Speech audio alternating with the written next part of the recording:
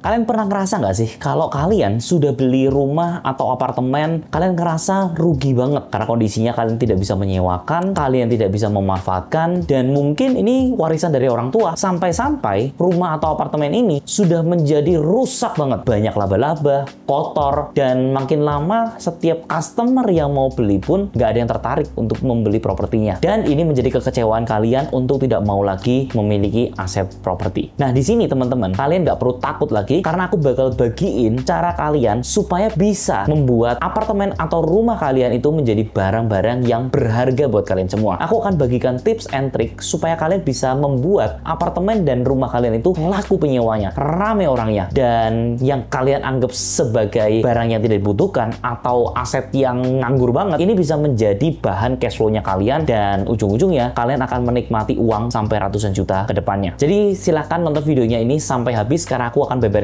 satu persatu. Nah, solusinya itu ada dua. Satu menggunakan modal, satu tidak menggunakan modal. Jadi aku akan bahas satu persatu, mulai dari yang ada modal tapi khusus untuk apartemen aja. Ada 5 strategi yang bisa kalian manfaatkan. Yang pertama, kalian bisa melakukan renovasi untuk dijadikan studio yang seperti aku lakukan pada saat ini. Jadi kalau kalian ngelihat ini ambience-nya bar, sebenarnya ini adalah apartemen yang aku sulap menjadi bar untuk dijadikan studio podcast aku. Nah, ini kenapa aku bisa kepikiran? Karena aku ngerasa selama bertahun-tahun aku mencoba menyewakan apartemen ini, harganya makin lama makin gak bagus. Yang ada semakin hari semakin turun. Dan setelah dijadikan bar seperti ini, sebenarnya kalau misalkan aku nggak punya YouTube channel sendiri pun, aku bisa menyewakan dengan harga yang fantastis. Bayangin aja, untuk menyewakan satu studio ini, aku biasanya cuma mendapatkan kurang lebih sekitar 40 juta per tahun. Artinya nggak sampai 4 juta per bulannya. Tapi bagaimana kalau misalkan aku bisa membuat studio yang seperti ini? Aku yakin orang-orang untuk membayar 500.000 per jamnya aja, itu mereka akan willing to spend. Apalagi kalau misalkan aku sudah menyiapkan semua device-device-nya, mulai dari kamera, lighting, dan juga ambience dari minumannya ini sendiri. Ya kalau sehari itu cuma laku 2-3 jam aja, itu kurang lebih aku bisa mendapatkan 1,5 juta per hari. Bayangkan, yang harusnya 40 juta itu per tahun, bisa aku dapatkan 1,5 juta kali 30 hari itu 45 juta per bulan. Walaupun memang pasti ada OPEX di sana, tapi hanya dalam 2 bulan aku yakin hasil dari netnya itu bakal jauh lebih signifikan. Tapi balik lagi teman-teman,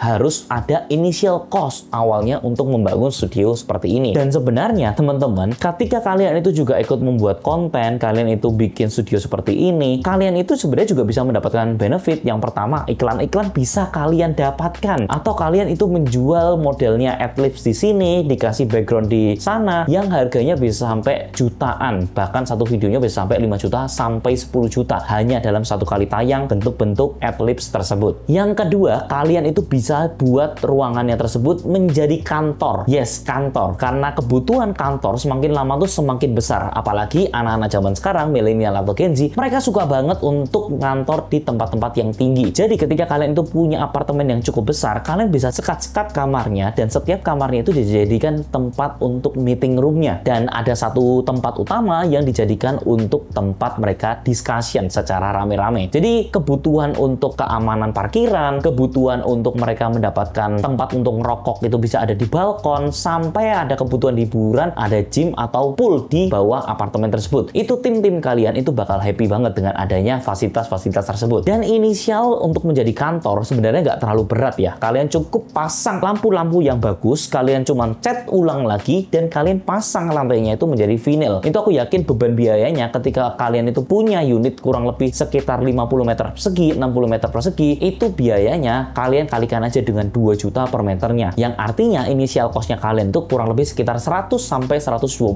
juta rupiah saja. Dan yang ketiga, kalian jangan hanya menyewakan secara gelondongan aja, tapi kalian dekor sedemikian rupa seperti layaknya Airbnb yang ada di luar negeri. Nah, ini aku kasih contoh beberapa tips kalian itu bisa merubah apartemen kalian itu menjadi Airbnb yang proper. Ini adalah video-video di mana orang tersebut itu mengubah apartemen yang harusnya harga sewanya itu cuma 20 juta per tahun, itu dia bisa rombak menjadi harga per malamnya sekitar 500.000 sampai 1 juta rupiah. Dan kalau ini sampai berhasil, kalian bisa duplicate produk-produk tersebut dengan cara kalian menyewa gelondongan 20 juta dan kalian sewakan per harinya itu 750.000 sampai dengan 1 juta rupiah. Yang keempat, aku kemarin habis scroll-scroll di TikTok, ada juga yang menjual intimate private lunch dan private dinner. Ini menurutku cukup cukup unik dan menarik. Mereka itu bisa merasakan experience di mana mereka itu bisa makan di gedung-gedung tinggi, di apartemen yang tinggi secara private. Dan biasanya apartemen itu kan tidak boleh dikomersialkan. Jangan sampai kalian itu membuat sebuah bisnis di dalamnya yang membutuhkan banyak orang untuk bisa mendapatkan omset yang banyak. Kalian bisa bikin produknya seperti omakase, intimate banget dengan si chefnya, dimana kalian itu tidak perlu tahu apa yang dimasak. Kalian bikin itu di depan gedung-gedung tinggi dan kalian bisa membuat decoration ketika mereka itu membutuhkan. Dan ini kalian hanya cukup satu hari itu 1 atau 2 pelanggan aja sudah bisa nutup secara operasional dan juga biaya-biaya kalian, sekaligus mendapatkan profit yang maksimal dibandingkan dengan kalian hanya menjual secara gelondongan selama 1 tahun. Ini bisa menjadi alternatif buat kalian yang punya skill khusus dalam dunia permasakan. Dan yang kelima, kalian itu bisa dijadikan tempat untuk sebagai private course atau tempat les-lesan. Misalkan kalian ini teacher untuk mengajari bahasa Mandarin atau sering disebut Laozi. Nah, kalian itu bisa bikin tempatnya itu menjadi ruangan tempat les-lesan kalian sendiri. Jadi ketika ada murid datang, kalian itu sudah siapin namanya whiteboardnya kalian, terus habis itu kalian juga ada tempat untuk practicingnya di dalam studionya kalian. Itu pasti akan jadi jauh lebih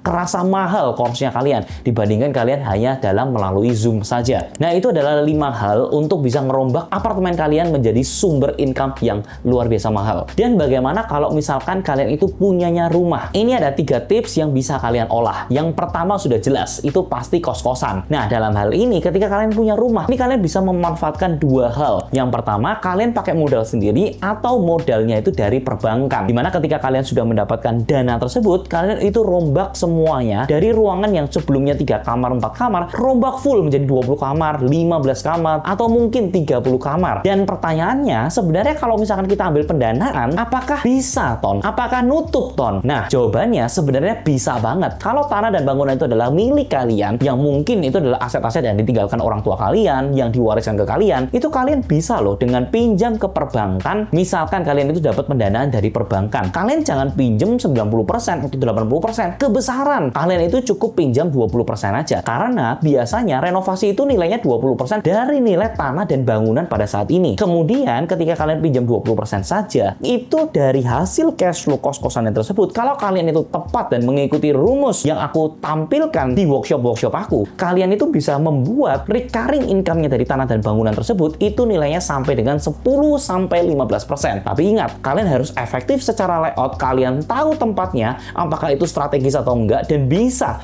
makan harga-harga yang tinggi juga atau tidak, dan bisa mendapatkan audiens yang rela membayar atau bisa membayar harga yang mahal juga. Jadi ketika kalian itu pinjamnya 20%, setiap tahunnya kalian itu bisa mendapatkan 10-15% bersih. Jadi dalam konteks ini, dalam 2-3 tahun saja, kalian sudah bisa mengembalikan seluruh pokok hutang tersebut. Yang kedua, kalian itu juga bisa merombaknya menjadi kantor. Ini sebenarnya persis yang aku lakukan ya Bapak Ibu. Merubah sebuah rumah yang sebelumnya dipakai untuk tempat tinggal aja, kemudian aku sewa dan aku rombak semuanya itu untuk menjadi kantor. Di lantai 2 itu menjadi aku tempat tinggal, di lantai 3 itu dipakai temanku tinggal, dan yang di lantai bawahnya itu aku jadikan seluruh timku yang ada di Jakarta kerja di dalam rumah tersebut. Ini menjadi efektif karena aku nggak perlu bayar kantor lagi. Dan ketika kalian itu menjadi kantor, aku yakin bakal banyak banget orang yang butuh. Kenapa? Karena untuk usaha-usaha yang sebenarnya mikro, yang membuka karyawannya cuma ada 5, 6, mereka itu daripada ngantor di tempat atau sewa rumah yang besar-besar, ketika mereka ada tempat yang bisa ngumpul bareng, mereka bisa diskusi bareng, apalagi kalian menyediakan alat-alat yang mendukung semua bisnis-bisnisnya, mereka akan dengan senang hati bakal happy banget untuk bisa menyewa kantor tersebut. Karena ketika namanya UMKM, modal mereka itu biasanya masih terbatas, jadi mereka itu akan sangat nyaman untuk membayar yang bisa dicicil. Dan yang ketiga, kalian itu juga bisa manfaatkan tempat tersebut untuk dijadikan tempat live streaming, mulai dari TikTok, mulai dari Shopee,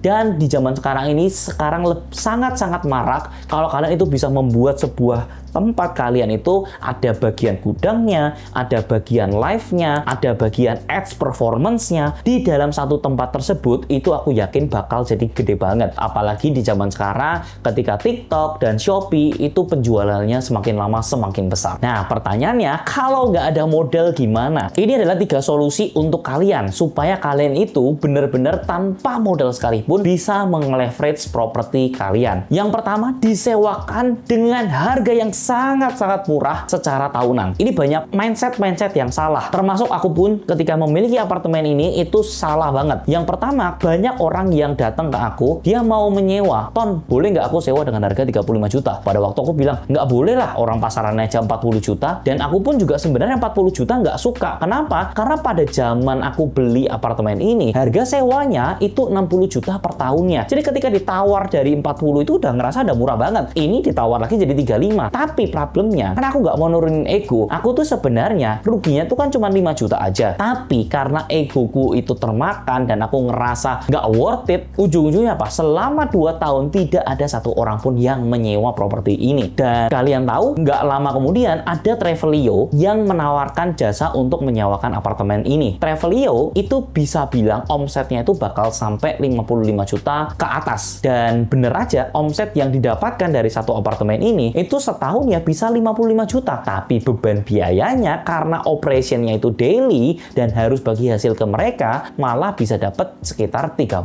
juta. Jadi ini yang kadang-kadang ya prinsip-prinsip yang sering salah di kita. Kita ngerasa karena kita egonya itu pengen 40 aja, kita membuang orang-orang yang mau bayar 35. Dan karena itu, kita nggak dapatkan uang selama 2 tahun ke depannya. Jadi menurutku di zaman sekarang ketika ada yang mau menawar, walaupun dengan harga yang murah, kasih aja nggak masalah. Karena itu bisa membuat kalian tidak perlu membayar IPL lagi, membayar listrik lagi, dan maintenance-nya nggak terlalu berat. Karena kalau dipanggil dan ditinggalin, biasanya apartemennya jadi jauh lebih bersih, jauh lebih hidup. Yang kedua, disewakan secara gratis. Yes, bener-bener gratis. Ini adalah pengalaman aku ketika aku mau menyewa dan merombak apartemen si pemilik apartemen tersebut. Kebetulan orang ini adalah orang yang aku kenal. Dia itu punya apartemen di Smith dengan ukuran 100 meter. Pada waktu itu, aku pilih di sana karena view-nya itu bagus. Depannya langsung IKEA, tingginya floor to ceiling itu sampai 7 meter. Jadi kalau membuat konten, membuat studio kecil, itu sangat-sangat mewah. Tapi aku ngomong dengan beliau, aku mau ngerenovasi tempatnya tersebut dan makan uang sampai dengan 1 miliar asalkan kamu itu mau ngasih secara gratis, secara sewanya. Beliau bilang, nggak mau. Kalau sewa, ya sewa aja. Tapi aku kasih mungkin harganya murah. Harganya cuma turun 10%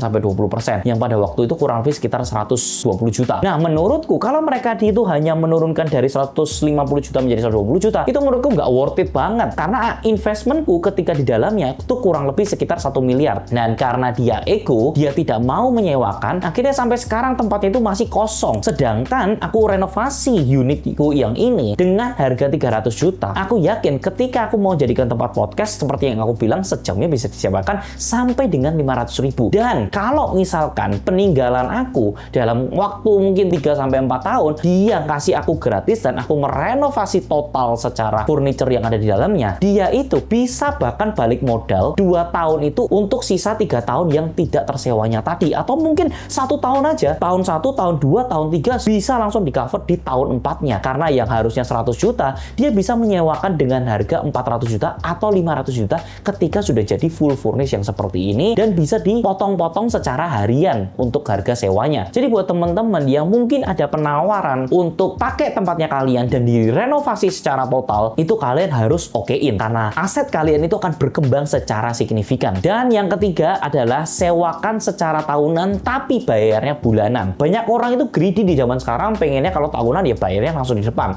Untuk zaman sekarang, apalagi milenial Gen Z, untuk uang-uang mereka itu sangat-sangat ketat. Jadi mereka itu akan lebih prefer dan senang ketika mereka itu bayarnya bulanan. Kalian bisa pakai metode seperti ini. Kontrak selama 1 tahun, bayar di depan itu 2 bulan pertama. 1 bulan untuk deposit, 1 bulan itu bayar bulan depannya. Jadi ketika nanti pada saat bulan depannya dia tidak mau membayar untuk perpanjangan, kalian hapuskan itu depositnya dan kalian itu tinggal usir keluar aja. Dan ini adalah skema supaya mempermudah mereka untuk bisa menyewa tempatnya kita. Semoga video kali ini bisa membantu kalian untuk meleverage properti kalian menjadi sesuatu yang menghasilkan. Dan seperti biasanya, thank you for watching. Semua akan properti pada waktunya. And I'll see you in the next video guys. See ya!